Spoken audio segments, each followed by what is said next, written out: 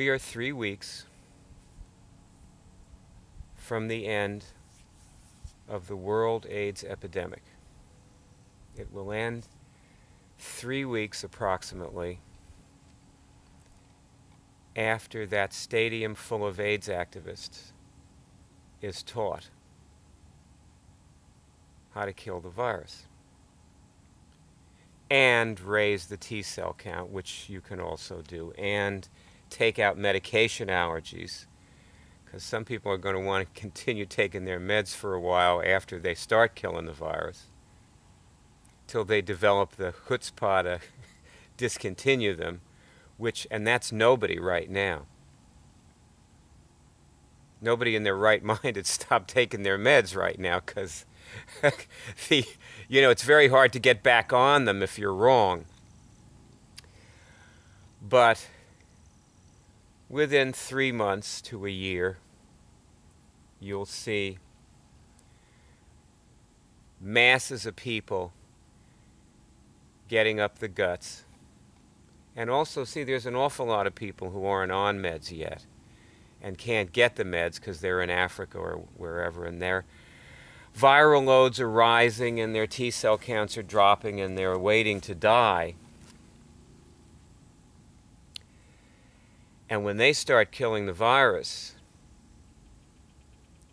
and their viral loads go to 0 and they're still willing to take the meds, but the meds still don't come, but it's okay because they're okay, then everybody's going to start to see that and say, hey, wait a minute, maybe we can do without this. And it's going to be easy to bring this about, because it won't, no heavy cases of meds to schlep thousands of miles.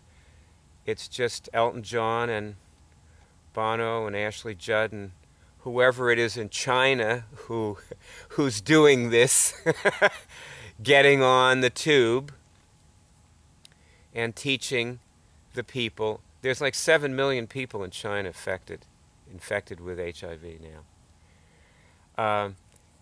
Getting on the tube and teaching the infected how to kill it. That's how it's going to go.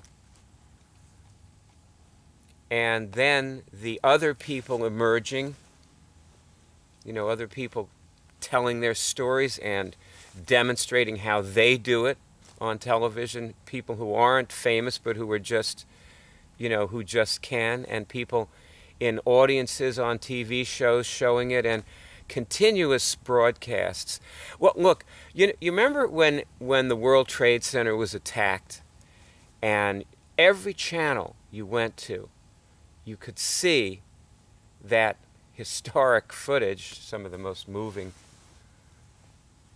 footage ever shot was shot with those handheld those home video cameras, and you could see it everywhere. It was everywhere, and cure everywhere now. 24 hours a day, 7 days a week, always available. We're always open. We never close. And you can always learn how to cure something anytime. Just turn on the TV and there it is right there, with thousands of people showing thousands of people how to cure.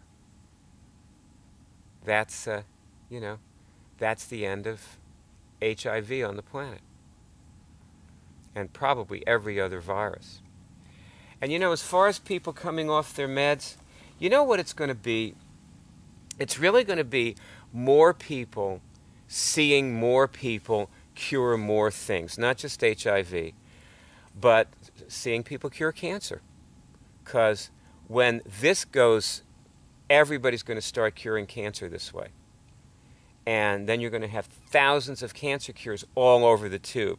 And everybody's going to start curing fibromyalgia and lupus and herpes and all these other diseases this way. And you're going to see thousands of them. Just like we have hundreds of cure shows or tens of cure shows or a handful of cure shows about diseases. We have maybe 75 diseases that people demonstrate curing. Flu.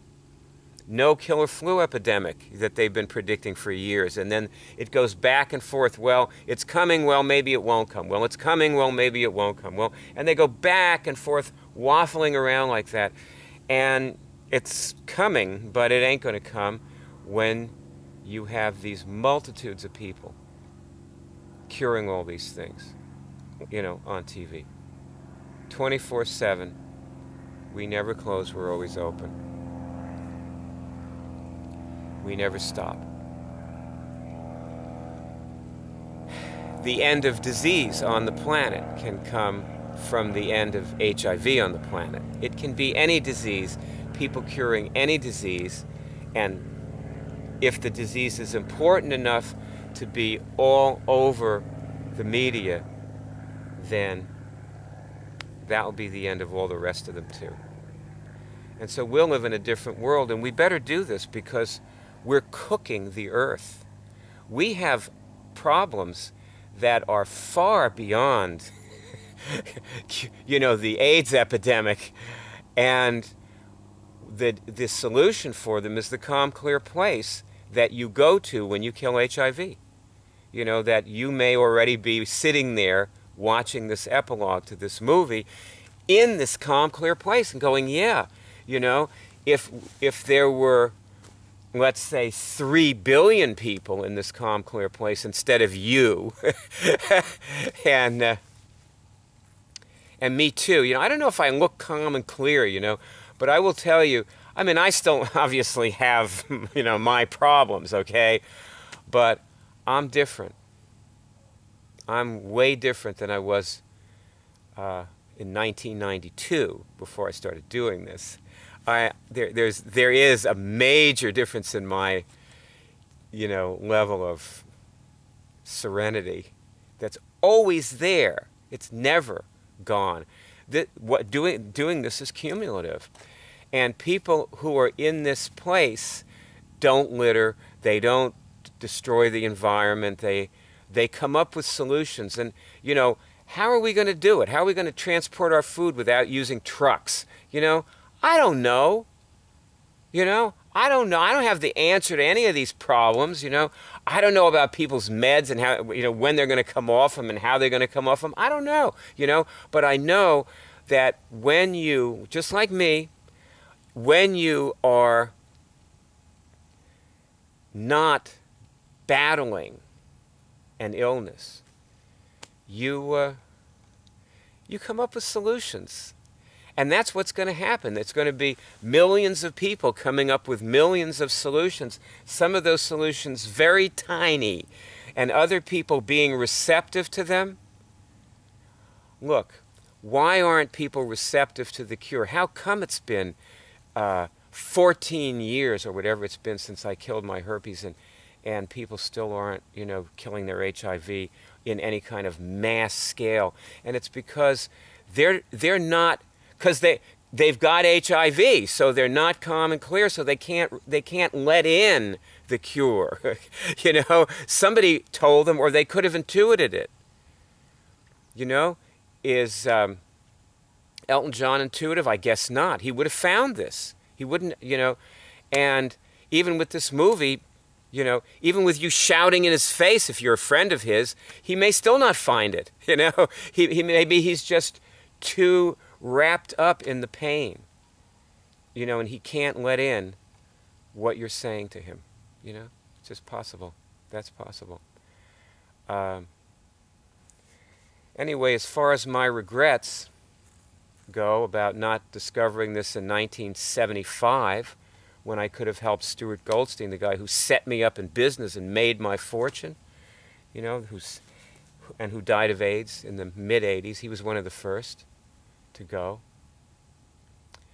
And as far as my regrets about how slow I've been, you can end the AIDS epidemic tomorrow and I'll always have my regrets. But that's what you need to recover. See, that's one thing I learned from 12-step, that to recover, you need to regret and to talk about it. And so those will never go. And I will recover.